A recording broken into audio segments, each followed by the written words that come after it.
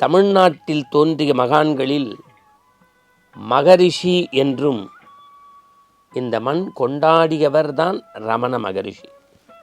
மகான் ரமண மகரிஷி என்று மக்களால் செல்லமாக அழைக்கப்பட்ட, உண்மையாக அழைக்கப்பட்ட மகான் எழுதுகின்றார், நீ சந்தோஷமாக இருக்க உன்னை நீனே தினசரி சுய ஆய்வு, தன்னைத்தானே பரிசித்துக்கொள். அதுதான் ரமணருடைய கொள்கை கோட்பாடு.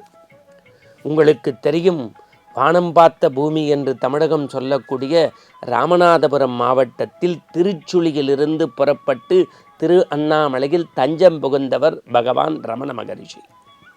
1879 இந்த மண்ணில் தோன்றிய ஞான மலர்களில் புத்து குழுங்கக்கூடிய புது ரோஜா ரமண மகரிஷி. அவருடைய இயற்பெயர் வெங்கடராமன், தந்தையார் பெயர் சுந்தரமையர், தாயார் பெயர் அழகம்மை. இவர்களுக்கு பிறந்த இந்த மணிமாணிக்க குழந்தை விளையும் பயிர் முளையிலேயே தெரியும் என்பது போல இளமையிலேயே கல்வி மீது நாட்டம் கொள்ளாமல் பக்தியின் மீது பிரவாகம் கொண்டு ஞான மார்க்கத்தின் மீது ஈடுபட்டு இறைவன் நாமத்தை சொல்லி சொல்லி அமைதியின் சொரூபமாக விளங்கத் தொடங்கினார் இளமை காலத்திலேயே.